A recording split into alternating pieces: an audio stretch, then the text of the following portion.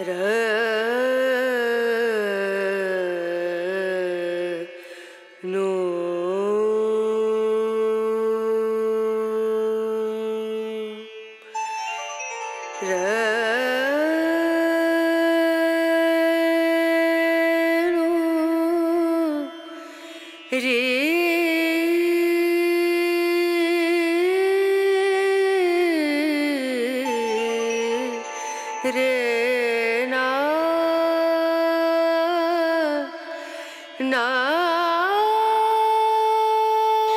Friends, real blogger জ্যোতি চ্যানেলে সবাইকে স্বাগত। আশা করি তোমরা সবাই ভালো আছো, আমিও ভালো আছি।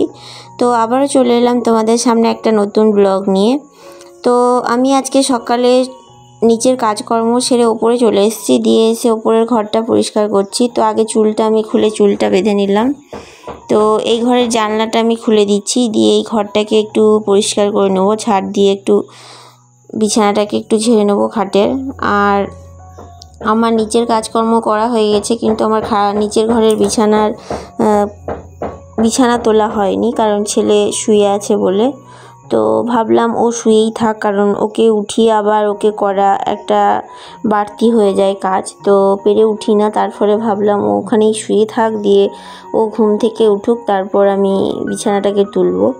আর ও এইভাবে যদি আমি ওকে ঘুমন্ত অবস্থায় আমি বিছানাটা তুলি, আমার খাটনি হয়, কিন্তু আমার কাজটাও এগিয়ে থাকে। তো কিছু করার নেই, আমাকে আর বাড়তি খাটতে ইচ্ছা করছে না। তার ফলে ভাবলাম ও ঘুম থেকে উঠুক, তারপরে আমি বিছানাটা ছাড়বো। তো আমি এই ঘরের বেডশিটটাকে ঝেড়ে নিচ্ছি, ভালো করে ঝেড়ে আবার পেতে দিচ্ছি। তো আমাদের প্রত্যেকটা মানুষেরই একঘেয়েমি কাজ, আমাদের জীবনেও তাই। প্রত্যেকটা দিন প্রতিনিয়ত একই রকম কাজ আমাদের করতে হয়। সে যে যার জায়গায় থাকুক না কেন, সবার জায়গায় যে যার জায়গায় সবাই একই রকম কাজ করে। আর নিত্য নতুন কোনো কাজ কারো জীবনেই হয় না। তো সেক্ষেত্রে আমাদের গৃহবধূদের কাজ ঘর পরিষ্কার করা, রোজ রান্না করা, তারপর বাসন মাজা, এইসব। আর চাকরিজীবী যারা সার্ভিস করে তাদেরও কর্মস্থলে যাওয়া রোজই একটা কাজ। তো সেই রকমই আমার, অন্যথা কিছু নয়। তো প্রতিদিন আমার সেই একই রকম কাজ। তো আমি এই ড্রয়ারগুলো একটুখানি বের করে নিলাম, আর ছেলের কিছু শুকনো প্যান্ট সেগুলোকে ঢুকিয়ে দিলাম। আর ভালো করে আবার এই ড্রয়ারের এই জায়গাটা একটু মুছে নেবো, দিয়ে তারপর আবার ঢুকিয়ে দেবো। আসলে আমার ড্রয়ারটা যখন আমি কিনি অতটা আমি বুঝতে পারিনি রিভিউ দেখে, তবে এখন মনে হচ্ছে ড্রয়ারটা অতটাও ভালো নয়। আর কী বা ভালো হবে, যেহেতু দাম, কম দামের জিনিস, তো যেগুলো হয়তো বেশি দাম সেগুলো হয়তো ভালো, কিন্তু কম দামি বলে অতটাও ভালো নয়। কারণ ড্রয়ারের চারিদিকটা ফাঁক থাকে, ফলে অনেক রকম পিঁপড়ে বা আরশোলা এসব ঢুকে যেতে পারে। তো আমি রোজই ওগুলো পরিষ্কার করি, ফলে সেরকম কিছু আমার ঘরে বা পিঁপড়ে বা আরশোলা সেরকম কিছু নেই। তার ফলে আমার অতটা হয় না, তবুও আমি রোজ দেখি একটু ঝেড়ে মুছে নিই। তো আমি সব জিনিসগুলোই ঝেড়ে মুছে নিচ্ছি, দিয়ে আলমারিটাও মুছে নিচ্ছি, দিয়ে আমি এখন ঝাড় দিয়ে নেব। আর প্রতিদিনই একঘেয়েমি কাজ করতে হয়, এটাও ঠিক কথা। তোমাদের একঘেয়েমি কাজ দেখাতেও হয়, এটাও ঠিক কথা। তো আমাদের জীবনে আমরা যে সব কাজগুলো করি, আমরা গৃহবধূরা, সেগুলোই তোমাদের সামনে দেখানোর চেষ্টা করি। তো আমার এই ঘরটা এই ঘরটা আমি ঝাড় দিয়ে এখন মুছে নিচ্ছি। আর তারপর আজকে প্রচণ্ড বৃষ্টি হচ্ছে, মেঘ করেছে, দিয়ে সকাল থেকে বৃষ্টিও হচ্ছে, প্রচণ্ড মেঘ দিয়ে বৃষ্টিও হচ্ছে। সকালবেলা উঠে দেখলাম একটুখানি কমেছিল, দিয়ে আবার দেখছি বৃষ্টি শুরু হলো। তো তার ফলে আমি জানলাগুলো খুলতে পারছি না। আর এই দেখো, এখানে আগে ঠাকুর বসানো ছিল, এখন এখানে বাবার চৌকি পেতে দিয়েছি, কারণ ঘরটা ফাঁকা করেছি। দেখো ঘরটা দিয়ে ওখানে আপাতত ঠাকুর বসিয়ে দিয়েছি, কিন্তু আমার ঘরটা ঠিকভাবে গোছানো হয়নি, তাই তোমাদেরকে ডিটেলে দেখাতে পারছি না।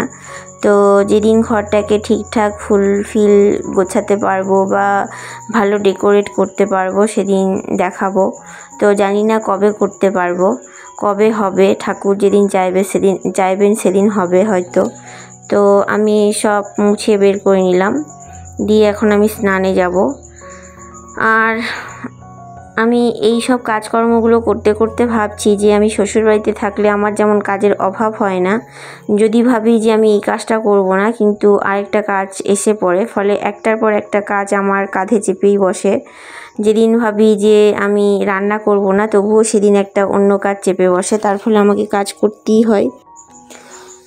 আর বাবার বাড়ি গেলে আমাকে কাজ খুঁজতে হয় কি করব। আর বিশেষ করে ইউটিউবে কোনো কন্টেন্টও পাই না বাবার বাড়িতে গেলে, কারণ নিজে কিছু করতে হয় না, সব মায়ে করে, তার ফলে আমি কোনো কন্টেন্ট সেরকম করে পাই না। তো আমি এখন সিঁদুর পরে নিচ্ছি। আর শ্বশুরবাড়িতে এলে প্রচুর কন্টেন্ট, কারণ প্রত্যেকটা দিন প্রতিনিয়ত পরিবেশ আর কাজ সব সম্পূর্ণই শ্বশুরবাড়িতে আলাদা, ফলে শ্বশুরবাড়ির অভিজ্ঞতাও আলাদা, শ্বশুরবাড়ির পরিবেশও আলাদা, তাই প্রত্যেকটা জিনিসে চাইলেই একটা করে কন্টেন্ট তৈরি করা যায়।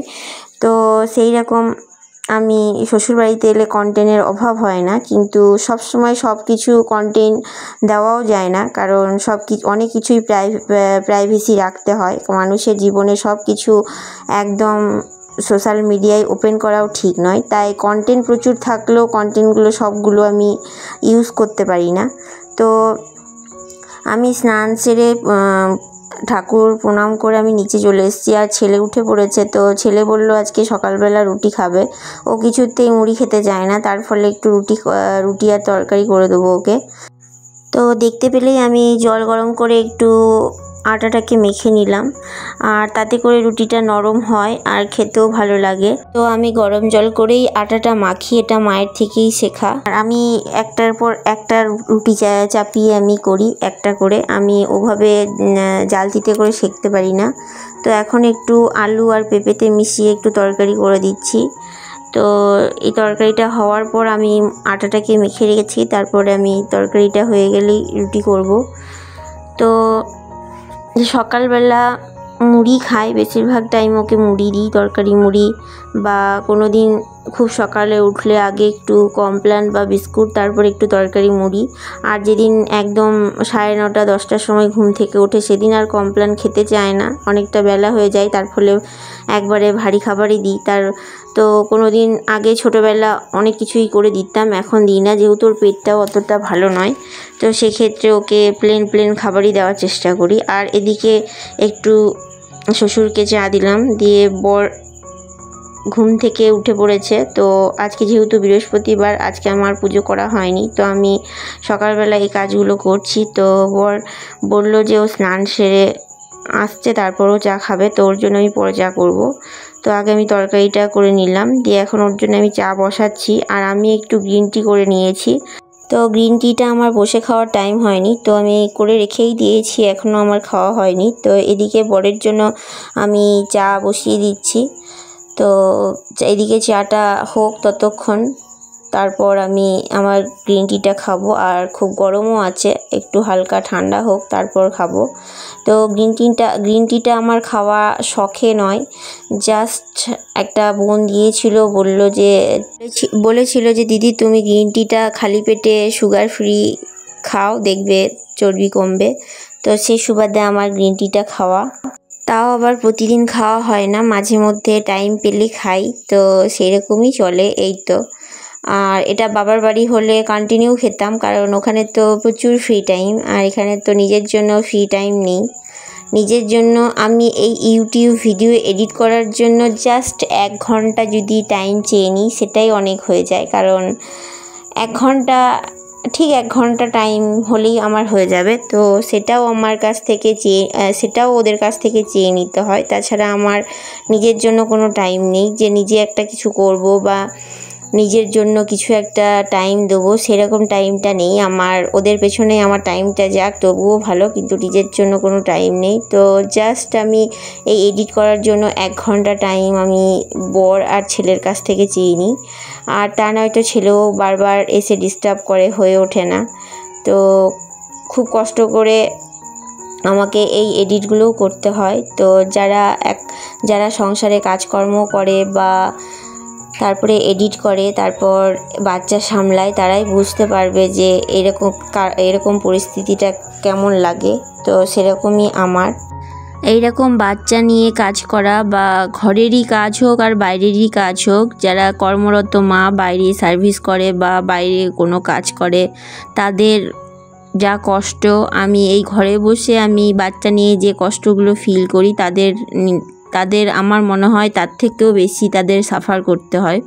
তো তারা নিশ্চয়ই বুঝবে যে একটা বাচ্চা সামলিয়ে সব দিকে সামলানো কতটা কষ্ট। তো আমি এখানে রুটিগুলো ভেজে নিচ্ছি। তো আজকে রুটি করছি আমি ছেলে আর বরের মতো, তাদের দুজনের মতোই রুটি করছি। আর রুটি থেকেও যাবে, তো থেকে গেলে হয়তো বা সন্ধেবেলা একটু চা দিয়ে খেয়ে নেবে। তো সেক্ষেত্রে আমি রুটি এরকম করেছি। আর আমি অন্য দিন সব কটা বেলে নিয়ে তারপর আমি এই রুটি সেঁকে নিই। আর আজকে আমি ভাবলাম না, একটা করে রুটি করব আর একটা করে ভাজবো।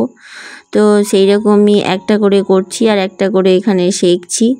তো আমার রুটিগুলো এইভাবে, হয়তো যারা একসাথে 5-6খানা করে তারা বলে যে আমার একটা করে রুটি এইভাবে অনেকটাই টাইম লাগে, কিন্তু আমার মনে হয় যে এইভাবেও আমার তাদের থেকে কমই টাইম লাগে বা সেম টাইম লাগে। কারণ ওরা একসাথে 5-6খানা ভেজে আবার তাওয়াটাকে নিচে নামিয়ে আবার জালতিতে করে সেঁকা, সেই যে টাইমটা লাগে আমার একবারেই সেই টাইমটা হয়ে যাচ্ছে। আমার আর তাওয়া নামিয়ে বা সেঁকতে হচ্ছে না, আমার একবারেই একটা কাজ হয়ে যাচ্ছে। তো জানি না তোমাদের ভিডিওটা কেমন লাগলো। যদি ভালো লেগে থাকে তো প্লিজ লাইক, শেয়ার, সাবস্ক্রাইব করে দিও। আর তোমরা আমার পাশে ভালোবেসে থেকো। আর তোমরা যদি আমার পাশে ভালোবেসে না থাকো তো আমি এই ইউটিউব জার্নিটা করতে পারবো না। তো প্লিজ তোমরা আমার পাশে থেকো, যাতে করে আমি এই ইউটিউব জার্নিটা করতে পারি। তো এই রুটিটা করে নিয়ে আমি ছেলেকে খাইয়ে দেবো, তারপর নিজে খাবো। আর শ্বশুরমশাই তো খেয়ে নিয়েছেন আর শাশুড়ি মা একটু পরে খান। তো আর বড় একটু পরে খাবে। তো যেই হোক, খেয়ে টেয়ে তারপর আবার রান্নার কাজে আসবো। তো ছেলেকে আবার পড়াতে হবে, তো সেই সুবাদে আগে ওকে খাইয়ে দিয়ে তারপর ওকে একটু পড়াবো। আর ওকে যদি রোজ একটু টাইম ধরে কিছুক্ষণের জন্য যদি না বসাই, তাহলে ও মোটামুটি ভুলে যায় বা ওর অভ্যেসটা নষ্ট হয়ে যায়। তার ফলে যতই কষ্ট হোক ওকে পড়ানোর অভ্যেসটা একটু হলেও রাখতে হয়। তো এই দেখো, রুটি আর তরকারি দিয়ে ওকে আমি খাইয়ে দিয়েছি, দিয়ে এখন একটু ওকে পড়াতে বসেছি। আর দেখতেই পাচ্ছ আমার বিছানা সব অগোছালো হয়ে আছে, শুধু মশারিটাকে তুলেছি আর বাকি সব অগোছালো হয়ে আছে। তো ভাবলাম যে ওকে আগে পড়াশুনো করিয়ে নিই, তারপর আমি বিছানাটাকে গুছিয়ে নেবো। তো ওকে আগে পরিয়ে নিচ্ছি। আর ওর নাকি শীত লাগছে, যেহেতু আজকে বৃষ্টি হয়েছে, দিয়ে একটু ঠান্ডা ঠান্ডা লাগছিল, তাই ব্ল্যাঙ্কেটটা নিয়ে বসেছিল। তো কোনো রকমে ওকে খুব জোর হলে ওকে 10 মিনিট বসিয়ে রাখা আমার টাফ হয়ে যায়, কারণ ও বসে থাকতে চায় না, এত চঞ্চল। তো ওকে 10 মিনিট বসে রেখেছিলাম কোনো রকমে, তো সে উঠে পালিয়ে গেল, দিয়ে এখন উঠানের সাথে খেলা করবে। তো আমি এখন বিছানাটাকে ঝেড়ে নিচ্ছি, নিয়ে আবার বিছানাটা ঝেড়েই ঘরটা একটুখানি পরিষ্কার করে নেব, ঝাড় দিয়ে নেব, দিয়ে তারপর রান্নার কাজে যাব, দিয়ে রান্না বান্না শুরু করব। তো আজকে এই অবধি, আর ভিডিওটা বেশি বাড়ালাম না। তো জানি না কেমন হয়েছে, যদি ভালো লাগে তো প্লিজ আবারও বলছি একটা লাইক দিও। আর তোমাদের একটা লাইক আমাকে পরবর্তী ভিডিও বানাতে আরও মোটিভেট করে। আর আমার ভুল ত্রুটি হলে কমেন্টে জানিও কোথায় ভুল হয়েছে, আমি সংশোধন করার চেষ্টা করব। আর যদি তোমাদের ভালো লাগে, আমার তরফ থেকে অনেক ধন্যবাদ তোমাদেরকে। তো আমার বিছানাটা আমি গোছাচ্ছি, গুছিয়ে আমি এখন ভালো করে বিছানাটাকে ঝেড়ে নিচ্ছি, নিয়ে তারপর সব ঠিকঠাক করে নেবো, বালিশ টালিশ। তারপর আবার রান্নাটাও আরেকটা, আমার একটা করে কাজ শেষ হয় আর একটা করে করি। আর ভাবি যে প্রত্যেক দিন যে না আমি বাঁচলাম, সকালের কাজ করে ভাবি যে না আমি বাঁচলাম, আবার রান্না করার পর ভাবি যে আমি বাঁচলাম, আবার রাতে রান্না করার পর ভাবি বাঁচলাম। তো রাতে আমি বেশিরভাগ টাইমটাই এখন রাতে করি না, যেদিন। তো যাই হোক, আজকের জন্য এইটুকুই। সবাই ভালো থেকো, সুস্থ থেকো, টাটা।